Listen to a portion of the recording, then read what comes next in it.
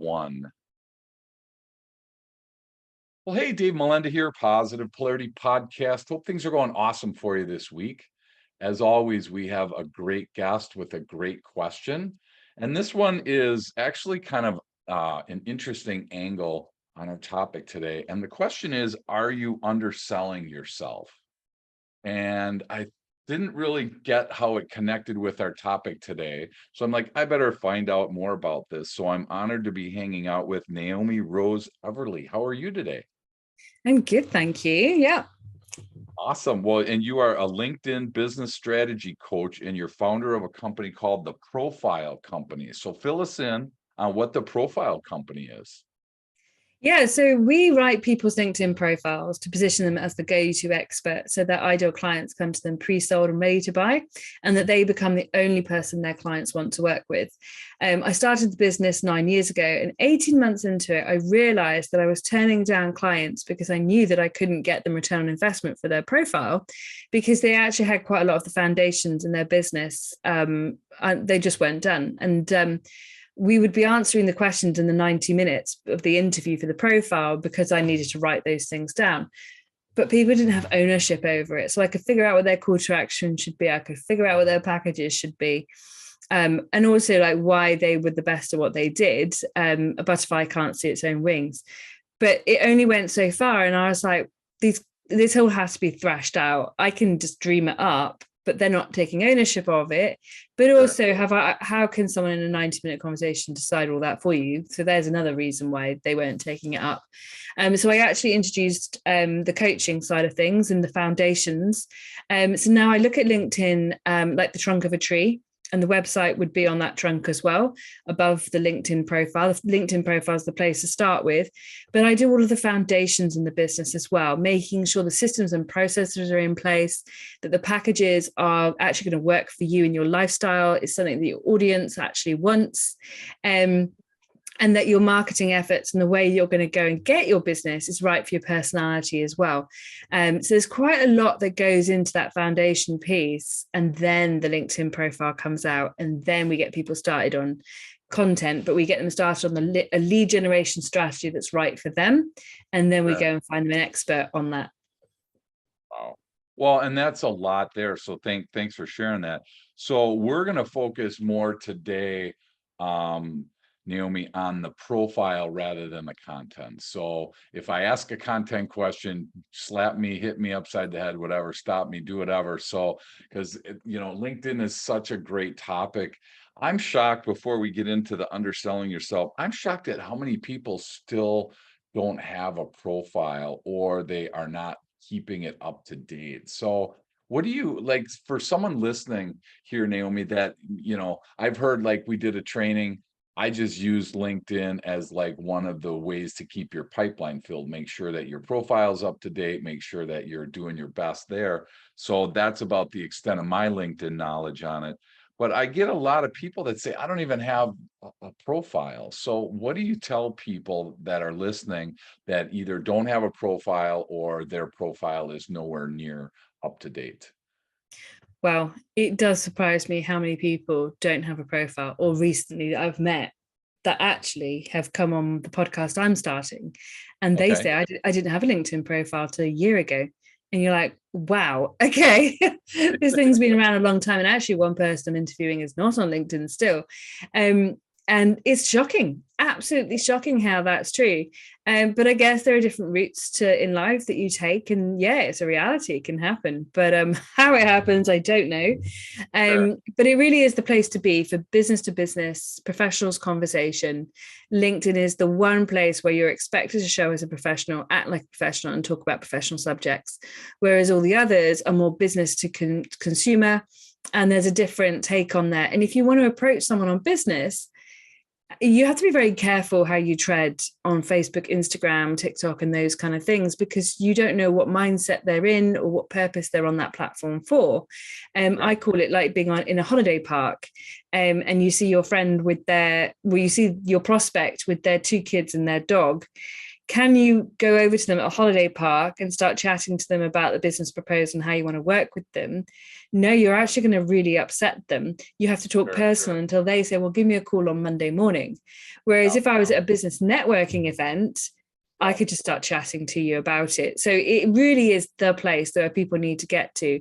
And you also touched on there, people not doing up their profiles, which is a massive subject to dive into, but you're absolutely right. And there are some diabolical profiles out there. Right. I mean, when I look, well, so the research that I did, and I wanted to confirm it with you. I mean, LinkedIn says that a large number of people, like if I would contact you blindly, you then there's a large chunk of people that go to my LinkedIn profile first before they return my call, before they make any connection. Are you seeing that? Is that still pretty accurate Oh, that that's really LinkedIn is accurate. Yeah. I mean, smart if to you, start? yeah, it's really accurate. I mean, if someone sends you a pitch slap, as it's called, hi, I'm so saying you just have to work with me. Which normally is I can help you get 6-figure clients. I'm like, well, you clearly don't know how to, because you're going to make me do what you're doing, a pitch slap. Yeah, Then yeah, pitch slaps just get ignored. That's not going to make someone go to your profile at all. But yeah, I always talk about a proactive strategy, active strategy, and a passive strategy.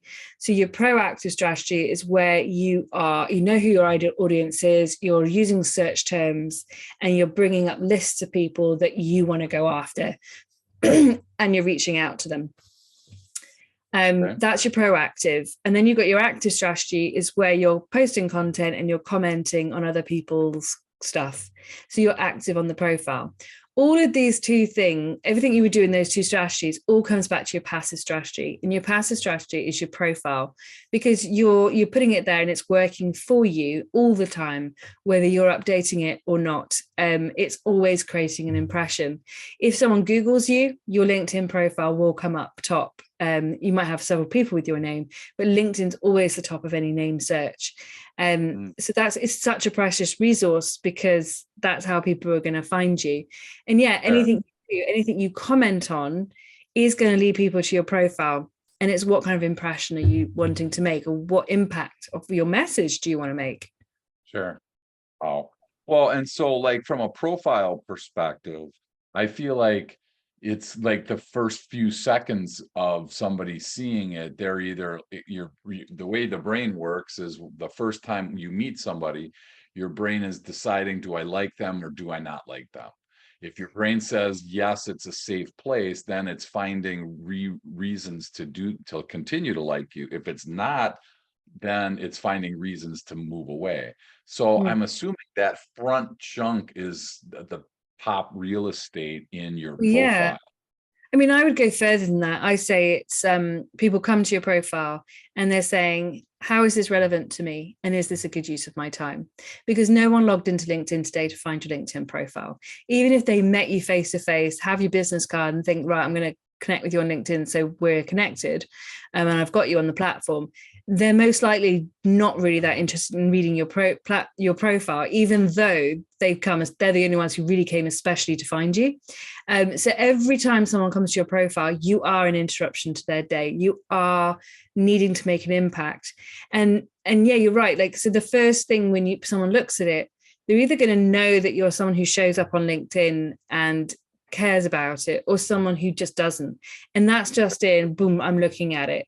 That's in, do you have a background image? Do you have a photo? Have you done something more than just put your job title in for the headline? This is, have you actually attached company logos via your company page to your profile? And then, a step beyond that is, have you got good sized paragraphs? Like, have you pasted these paragraphs and actually thought about, as a visual, when I look at it, does it look like a clean cut garden, like it's nicely put together?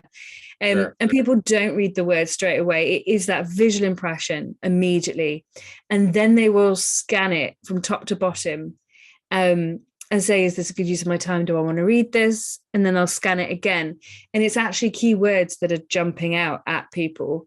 And one time I was doing a LinkedIn profile review for somebody, which is something I've done for the last 11 years now. 30 minutes, we just go through it. And they tell me what they're about, what they do, and I feed back what they should be doing. And I said to him, I said, well, because you specialize in search engine optimization. No, I don't. I don't say, no, I don't. It says I don't. And I went, okay, here's a tip for you. What you've done is you've put the full SEO. You didn't just write SEO, you wrote search engine optimization. Not only that, you put capital letters on each one, and you dropped it at the end of a paragraph. And words at the end of the paragraph are the key words that are jumping out to people. So when you put I don't do, I don't see the don't. Like, I don't even see the tiny little filler words before. I don't see them. I just see the keywords. Sure. So, it's really important that what you say creates the right impression. I had somebody once, I said, okay, so you're in coaching then? And he goes, no, not at all. And I said, okay, explain. And he's like offended that I thought that. But all he was doing really was saying, I'm a manager and my and a leader in a business, and my take on leadership is to coach people. So this is how I spend my day, coaching people. Sure. So people do have very short attention spans. You do need to convey it really quickly, what you do, and nail it, and get that this is relevant to me, or if it's not relevant to me, if it's good use of my time or not a good use of my time. Sure. So what you just said there, Naomi, I want to kind of circle back to, because I think it's really important. So if I have, because I have obviously a LinkedIn profile, I'm active on it. What you're saying is that you come alongside people and help them with their profile. Is that so? You jump on a 30-minute call and you'd look at my profile and say, hey, think of this or think of that. Or do you do the work? If I said, hey, Naomi, I don't want to do this, just make it look good. I mean, where do you fit in the equation? Yeah, so I do the writing of the LinkedIn profile, but now I only do it inside of a coaching relationship, because there are copywriters out there that will take your words and do it for you. Gotcha. But what I do is really think about that business. I really think about that audience. I really think about your business structure and all of the foundations beneath it, and get all of those into place and figure out a lot of things and be a sounding board, and also a reality check as well. I've been in this game for 20 years now, so I know what we should and shouldn't be doing. Really trying to work out a lot for the person. And so once I've figured all of that stuff out, it's a natural thing then to transfer that onto the LinkedIn profile and to write it for them, and to really convey what we've unpicked for them in terms of who they are. Gotcha. So how does AI fit into all this? Because I'm shocked at how easy I'm just learning ChatGPT, and it's crazy how easy that is for them to take a thought you have and formulate a sentence or a paragraph or a whole story. Are people utilizing that in their LinkedIn profile, do you think? I think I've seen it a few times, and I think it is really obvious. I mean, I've given it a shot with a few things, and the AI believes that LinkedIn is a CV, a resume, so it will write it as, I'm really great at this, and and only things that an employer or a recruitment agent would actually want to read. It really doesn't understand that LinkedIn is about building a relationship with people.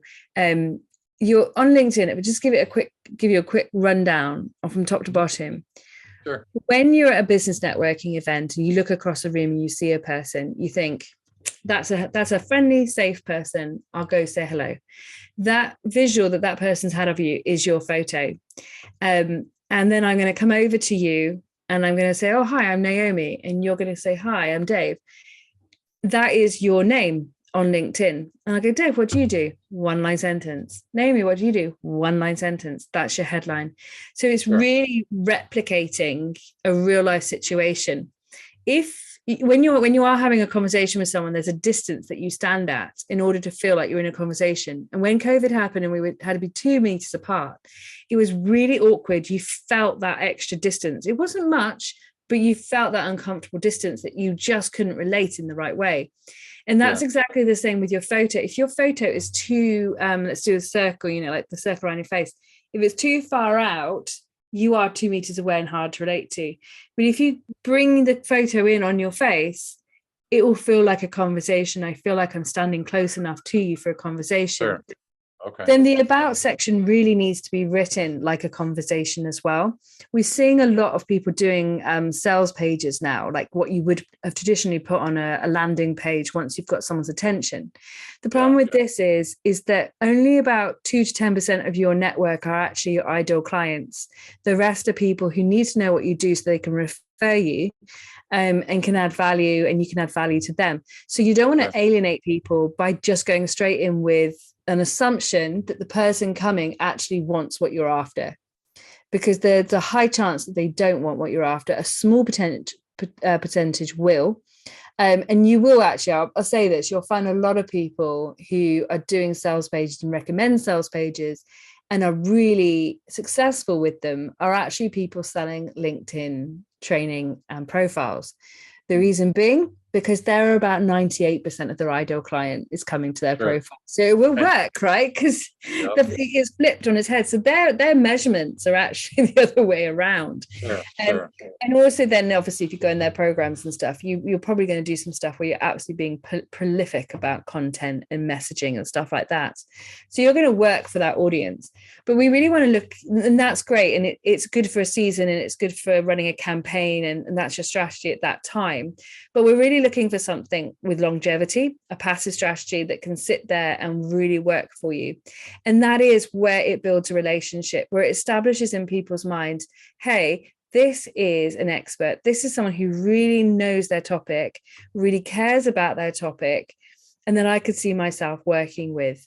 And with that, we have to understand that our ideal clients sit in three positions. Either they know they have a problem and are looking for a solution, with which they will know the keywords associated with it. They'll know how to Google search it, and they'll know how to bring up you and your competitors on Google or any social media platform. They know the words because they're ready to invest.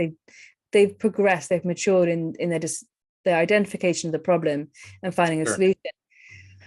When you get a client at that point, they actually know who your competitors are, and you're more likely to be a commodity. You're more likely to compete on price and have to put, really quite work for that sale. Whereas, and that's known as a red ocean strategy. But what we can do is swim away. You can swim back upstream and go to what's called a blue ocean strategy, where it's a big open ocean, lots of potential, lots of new clients, and they have absolutely no idea about your customers, your competitors, because they have no idea that they have a problem.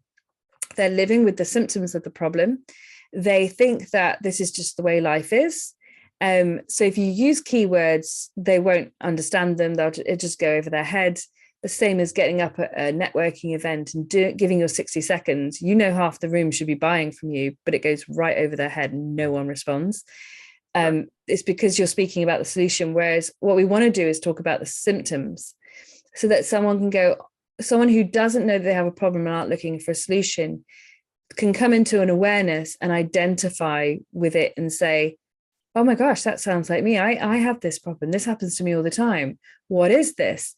They'll take a step closer to you. Then they'll diagnose the problem with you and say, yeah, do you know what? This is true. This is the problem. My staff are leaving because I'm a bad leader. I am the problem, not how I'm recruiting. Like, oh my gosh, maybe it is me. So they'll identify with it. Then they'll diagnose it and go, yeah, it's me.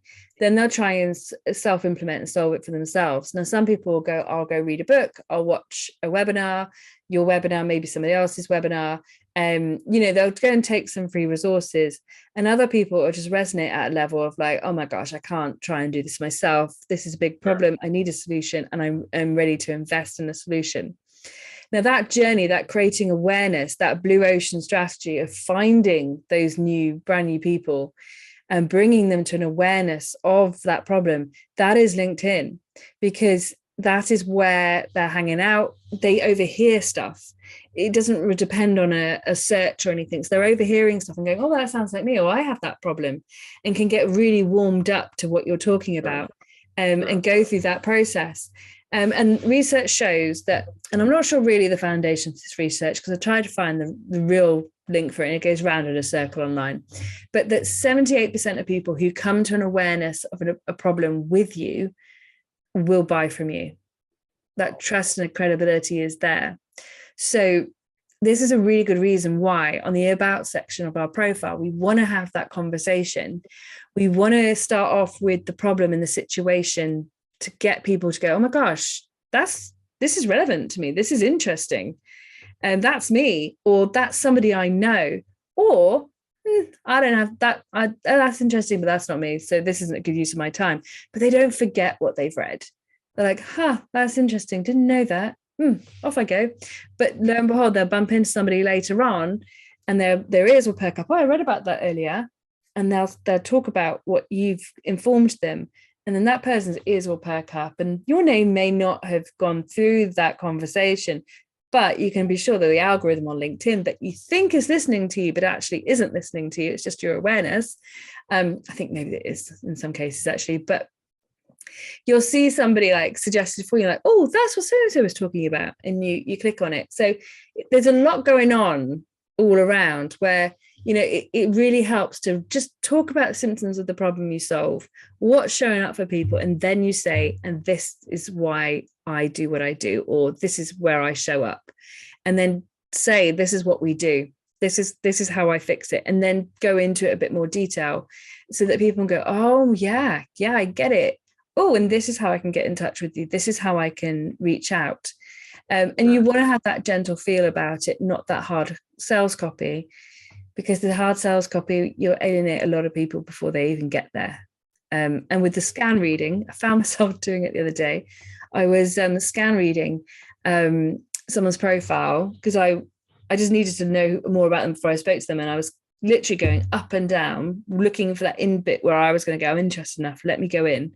And I was reading their sales copy backwards because I was literally just, is this relevant to me? What do I want to know? Do I want to keep reading this? And then I was like, oh my gosh, you're reading this backwards. Like, because we're just in such a scan reading. I mean, everybody who listening to this, they should just watch themselves next time they go on LinkedIn. You will scan up and down before something gets your attention. You go, yeah, okay, I'm going to commit. I'm going to sit here and I'm going to read this word for word, line by line, paragraph by paragraph. Yeah. Well, so you talk about two buckets here. Sometimes it's just to gain an awareness. And then there's some people that are intentional in their search. So I feel like it's kind of branding in one way, but there's also a group of people that are looking for you specifically for the problem that you solve. So if you're not on LinkedIn or your profile's not up to date, that's got to really obviously put a pretty big damper on both of those, the awareness and the intentionality piece, I'm guessing, obviously. Yeah, I mean, the LinkedIn profile is a massive part of your brand persona. And if you're not on LinkedIn, there is probably something that you could get away with and someone would excuse it. If you haven't, if you are on LinkedIn, your profile is not great, you can absolutely be sure that your LinkedIn profile is going to be part of their mix of buying. One thing that we don't account for, and this is especially true in corporates and procurement and things, there will be a buying team. 7 or more people will be involved in that buying relationship. In services, like when you sell your expertise, maybe coaching and things like that, there are some really hidden decision makers, and that is the people who say, why did you invest in that? Like, what do you think you're doing? And that could be the husband and wife, it could be the daughter, grown-up children, it could be parents. And it's them, they're going, what? Why are you doing this? This doesn't make any sense. And you're, as the customer, having to go, no, it does make sense. I really want to do this. And you're actually working really hard. It's Sure. actually when they Google you and they come across your LinkedIn profile, they'll look at it and go, ooh, I get it. Yeah, I'm totally behind you on that. That looks really, really good. And that is how you're showing up, how you're conveying the message. So LinkedIn just plays such a vital part, even if you're like one of 3 people in a sales team going in. It's all creating part of your brand awareness, like whether someone's going to listen to what you're saying, whether they're going to respect what you're saying, and be receptive as well. And this is especially true in sales, in that you have a lot of people who are in sales as a career. It's just, and this year I just happen to be selling this product. That can be the case, and they are kind of ones you just really just want to ring the bell and say, look, I sold something, yay. And they do all the objection handling, and it's a bit more cutthroat and things like that.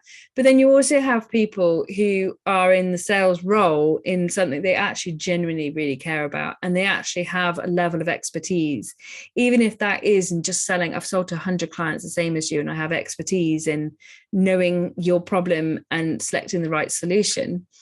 Yeah. They bring a lot to the table.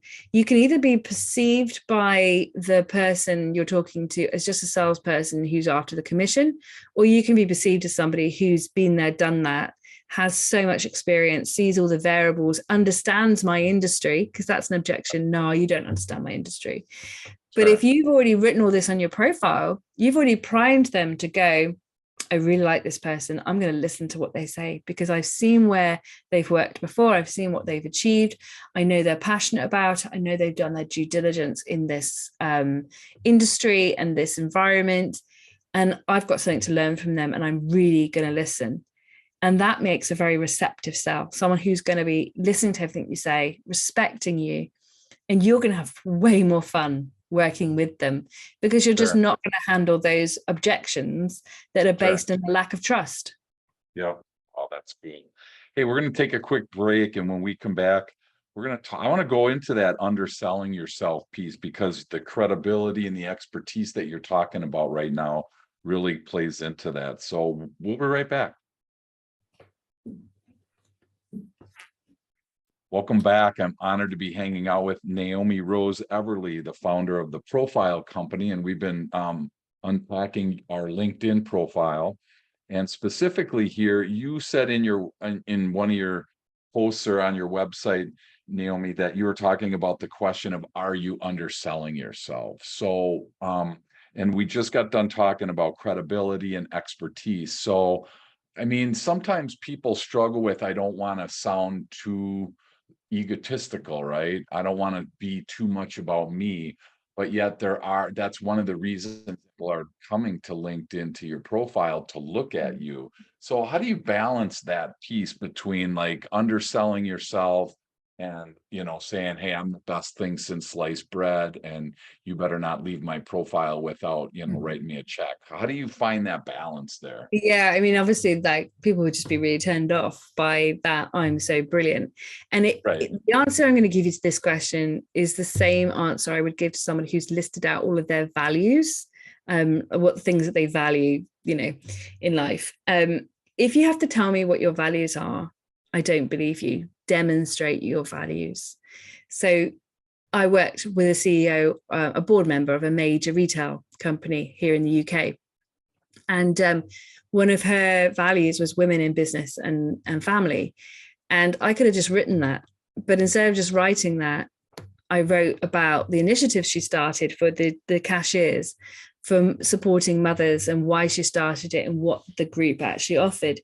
And so that's way more powerful to tell me about what you've done and let your values shine through, than to actually tell me what your values are, because I'm not going to believe you.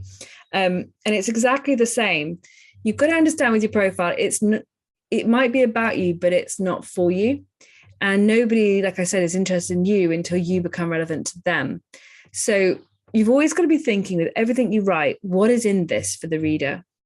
Why do they need to know this? So instead of saying, hey, I'm really great at these things, show me how you're really great at it with what you've written. And then don't just write it for the sake of writing it to make you feel better about yourself. Write it because it's relevant to what I'm trying to ask you to buy from me.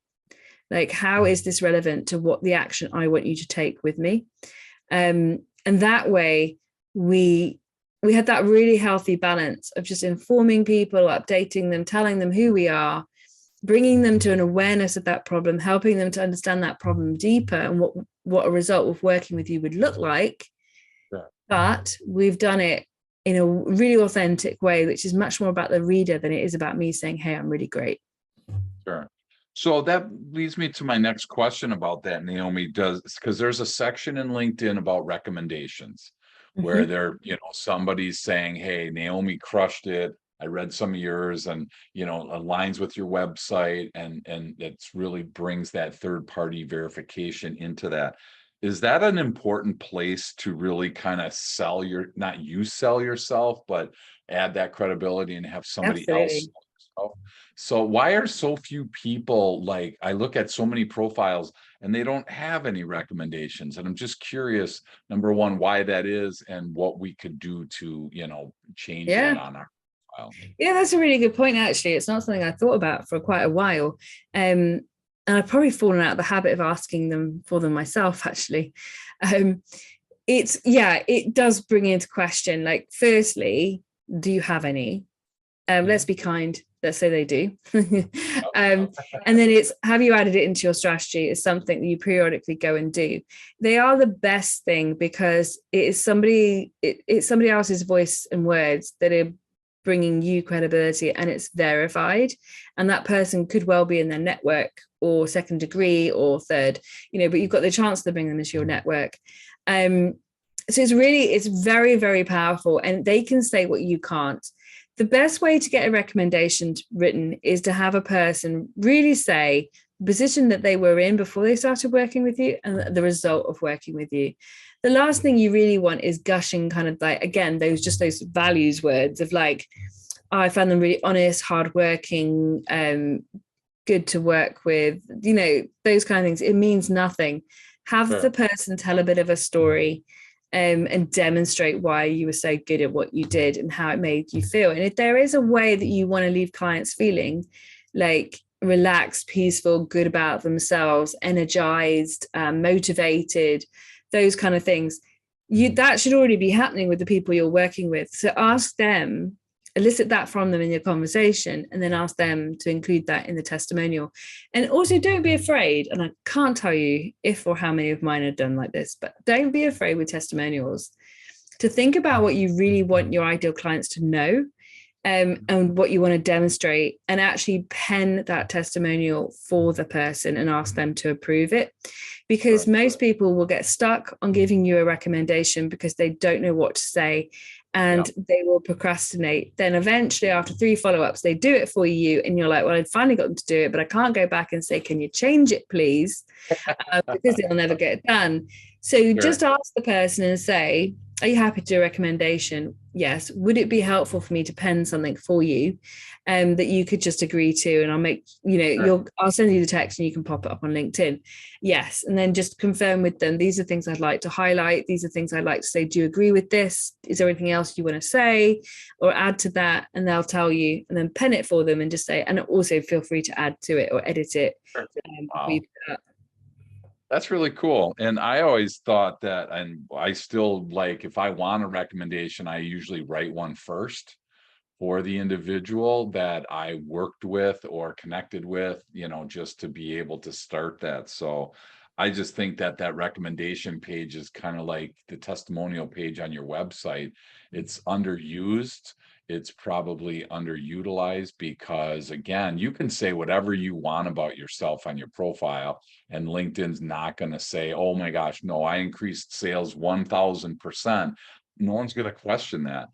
But it's a lot more, I think it's a lot more valid that if, it came from a third party like that. Yeah. So I think that's pretty cool. So another question that I had was, I get people saying, Naomi, a lot that, boy, I just can't invest it. I don't have time to keep my LinkedIn profile up to date. I don't have time to fill stuff in. What do you tell people that are using that kind of as a hide behind right now?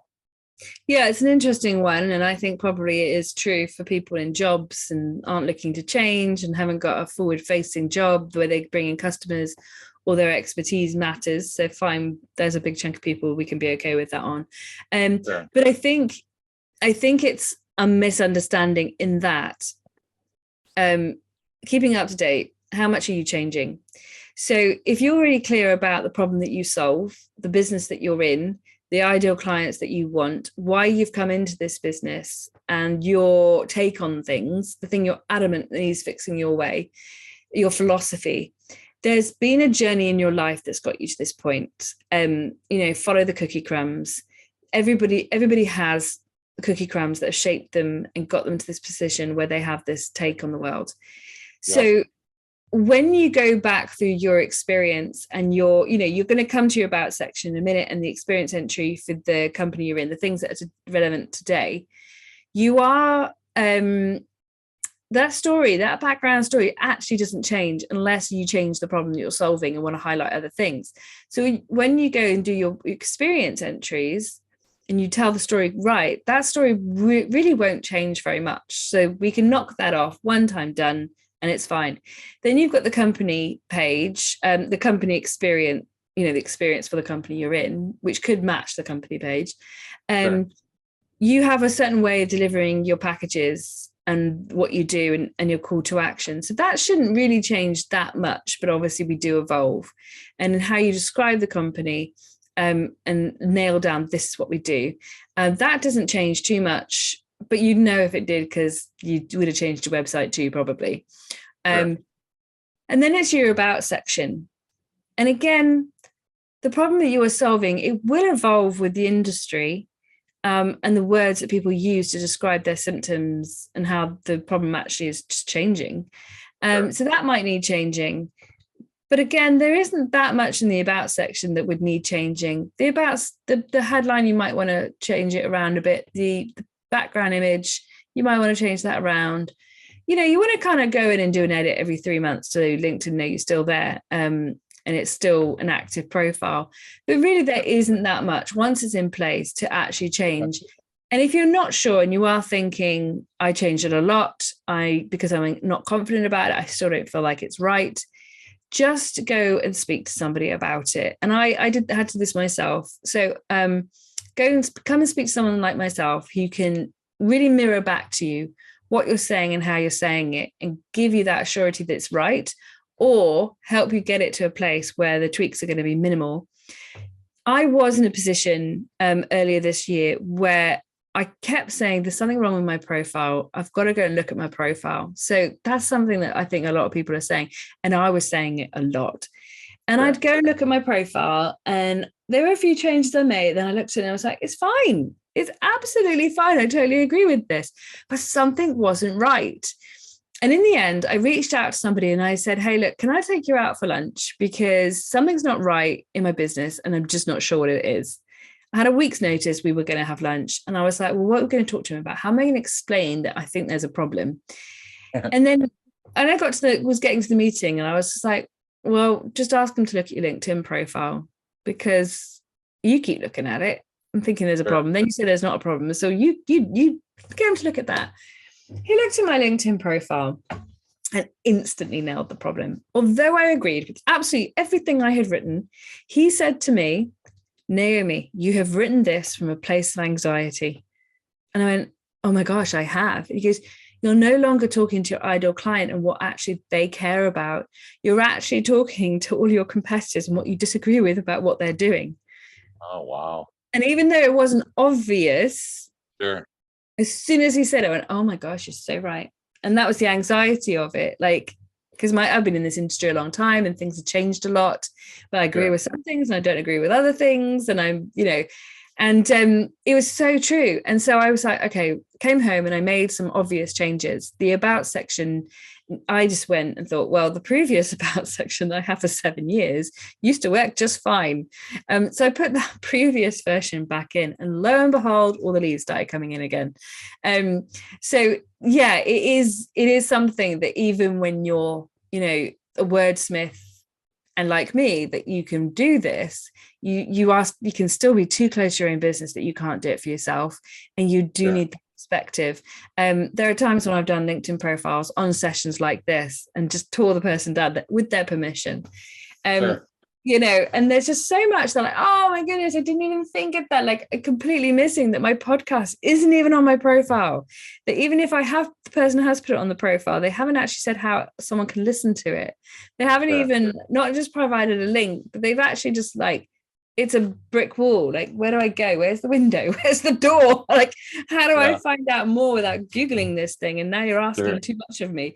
So there are some real blind spots that people just don't realize they're doing. Features that they're not taking advantage of, and really taking advantage of leveraging that relationship with the person that's literally pretty much, not literally because this is an analogy, but they've walked across the room and thought, hey, let me see who you are for a minute. Let me see if I want to chat with you. Yeah. Here on LinkedIn, swipe right, we're gone. In a face-to-face, I have to stand there and go, oh, I wish I hadn't crossed the room to speak to you. You're boring. I don't want this. I don't know. I mean, Yeah. you've been in networking, right, where someone's come up to you and they've started talking to you like a sales letter or a pitch or an assumption that you want it. And you're like, oh boy, how do I get out of this? I just need to go. Yeah. Social convention, you just have to be careful. LinkedIn, just click away. So we have to think about these things. Well, and someone told me as this, it was kind of a cool analogy because I'm a high D in disc and I just kind of jump in and be like, hey, and they said, you're asking somebody like to marry you on the first date. And it was just really like, because I've been noticing that, like getting these every week now on LinkedIn, like you said, hey, in 30 seconds a day, you can get you six-figure clients and this and that. And I don't even know who the person is. I mean, I connected with them like a day ago or whatever, and it looked like there was something that we might have in common or whatever. And then it just goes like that, like you said, the pitch slapping thing, so it's just, I mean, are there any, as we start to land the plane today, are there any like unwritten rules in this thing for our profile that, downplaying is or slow roll or whatever your words are, but it just feels like aggression, like you said before. This isn't the right way to do this. Yeah. So I think that a lot of people can look at someone who's being very successful and think, I'm going to copy their LinkedIn profile style because clearly it works. What you're not taking into account there is how many years they've been in business, the network they have offline, the amount of activity they're doing offline, and how much credibility they've got. And what other platforms they're actually using a lot more. And that could just be email marketing. They could be putting a lot into Google ads. You just don't know. So LinkedIn can be very low down their priority list. And they're using other marketing methods to get where they're getting. So to look at their profile and say, well, I'm going to not do any of those other things. I don't know what those other things are. This person's profile is clearly the right way to write it, is actually a really bad idea. Because you're just coming at it from two different positions. You really want to just like think about that relationship with people and how you converse with people and how you build rapport, how you let somebody in. So some of the most powerful words you can write in your about section is I've witnessed this firsthand. I've seen firsthand in my experience. The truth is, for me personally, these kind of things where those sentences just draw a person closer because you're sharing a bit of yourself. Sure. And you want to write in the first person, you want to pace it like a conversation. Wow, that's so cool. I love thinking about your profile, setting aside the whole content thing and just looking at that. I think of it as a storefront because like when somebody knocks on my door of a storefront and they come into my store, if I had a store, I don't, but if I had a store, I would be like, thanks for coming. How can I help? When somebody visits my LinkedIn profile, I kind of do the same thing. I respond to them and say, thanks for stopping by. Was there something specific that you needed? So I was just curious, do you have any tips for people when you see that visitor list? If somebody did come to your profile, are you proactively responding back to them, or what's your thought on that? My thought on that is that it's not the old days where I didn't reach out to connect with you. I've come to your profile and I've opted not to connect. That could be because it wasn't relevant to me. I got distracted, or I just felt like relationally that's a step too far. Like I felt, we don't go up to everybody and talk to everybody, do we? And we're like, oh, that sounds a nice, interesting person, but I might not go up to them or invite them to coffee. So there used to be, when it was just the connect button, quite a step forward that you would have to take to get there. Yeah. These days, if the person doesn't connect with you, they could follow you. So if I'm vaguely interested in you and I don't want to have a conversation, or I don't know what it is I'm going to say to you, I can follow you. And so that's like a really kind of like, it's a signal, but it's a follow. And so if someone's followed you, it is kind of, well, were they just too nervous or self defecating, whatever the word is, to actually go, hey, do you want to be in my network? Or they were just unsure. So that when someone follows you, it is worth reaching out and saying, hey, do you want to just connect? Because they're interested in something and they could be a prospect. So why not? So I think, in that regard, the follow button has changed the game in that kind of, it's a bit different. I think the follow button is also interesting because sometimes you just find the people that are following you perfectly and not your ideal clients. They're just people who have the same problem, but no, they're never going to invest in what you're doing. They're too early. Like I get students and stuff like that, and it's nice. It's great that they follow, but I'm glad that they didn't reach out to connect. So you kind of are going to look at it and go, yeah, that's fine, that's fine.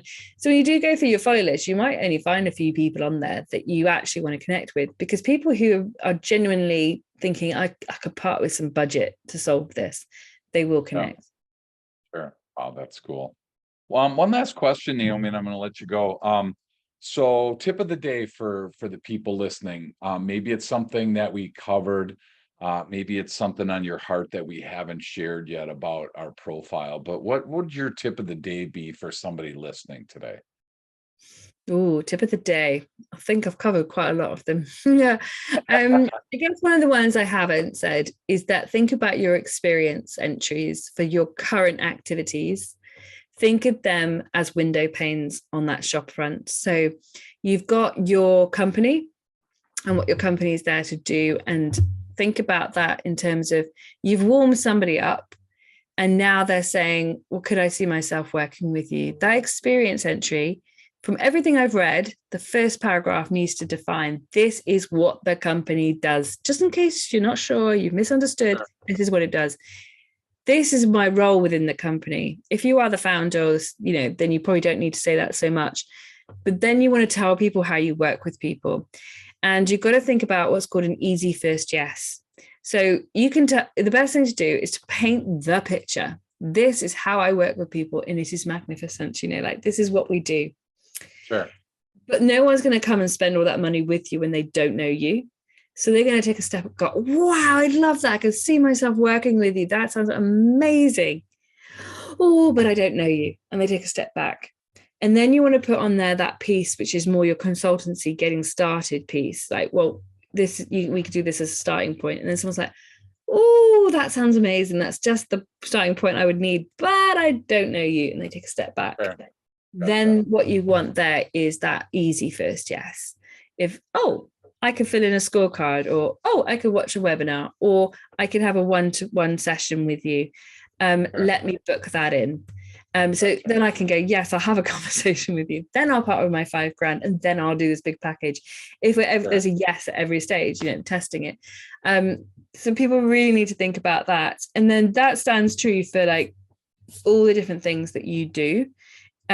Just think about them as window panes. Like, I've broken down an private investor's profile into the company that he currently operates, that he's wanting to sell, being an Amazon consultant and just helping you fix up your own Amazon company and all the systems behind it and getting better ratios, metrics on it. And then the private investor one. Now, I don't know that he's ever just going to do the consultancy piece, because the way he does it is he takes an equity share. But some people will come in and go, yeah, I'm done with the business, you take it, or come in and have an equity share. And other people will come in and go, oh, you've got all this speciality, can you consult with us? But it'll probably all lead to the same path. But each one, those different window panes give a different way in. So it is worth thinking about it from that perspective. But my biggest tip of all is just think about the relationship, how you're leaving people feeling, and are you being relevant to them? Yeah, it's so crazy if you're not relevant to people. People wonder why the phone's not ringing, So cool. So if somebody listening today, Naomi, wants to learn more about you, wants to connect with you, has some questions that maybe we didn't get to or answer about their profile, what's the best way for people to connect with you?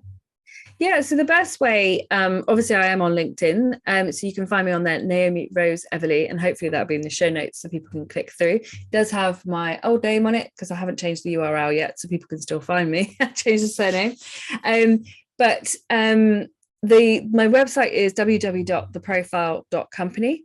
And on there, you can download a template, so you can start filling in your own profile, and that links off to different articles that are on the website, so you can read about each section. And then you can also book on there a LinkedIn profile and strategy review with me, which is 45 minutes. There is generally a waiting list on there, but you can pay to get up ahead of it. And then also my new brand is Magnetize Your Expertise, which is the new podcast that I'm coming out with as well. So you can sign up there. And there's a scorecard people can take as well, which is where they answer 18 questions and to see what's missing for them in terms of having their ideal prospects coming to them pre-sold and ready to buy. So there's some nice little diagnostics on there. We'll make sure that I'll make sure you have them for the show notes, and they can also download a copy of my book too, which is Magnetize Your Expertise. Once you take the scorecard, it gives you recommendations and it tells you what pages are best to read to follow up on those recommendations. So obviously there's a copy there for you. So there's a ton there. So what was the website again? So www.theprofile.company, the full word. Profile.company. Okay. Yeah. Yeah. Cool. That's awesome. Well, thank you so much, Naomi, for hanging out with us. Now you got me thinking. I wrote notes on, but I got to go look on my profile now. It's been a while, so I'm going to take. And of course, I looked at your profile before I came on. So. Uh-oh. Uh-oh. Well, hey, we're out of time. Otherwise, I'd ask you, hey, tell me about that. But I'll get you back. Or hey, I'd love to hang out on your podcast sometime. So for people listening, again, please don't jump into your next activity. Kind of really do an inventory. Why not take some time right now and do an inventory of your profile? If you don't have one, commit to getting one. If you have one that maybe isn't up to date, committed to getting it up to date. If you do think yours is good, why not jump on a call with Naomi? I'm sure she's going to have some great opportunities, because again, if you're underselling yourself, that's an issue. And like she said, how do you get to be the only one that your prospects want to work with in your field? And those are some really powerful questions that we'll leave with. And again, thanks, Naomi, for all you're doing here. You challenged me, and I can't wait to look at my profile. I'm sure I'm going to find some things now. So thanks for hanging out with us. Oh, thank you for having me. It's been a privilege.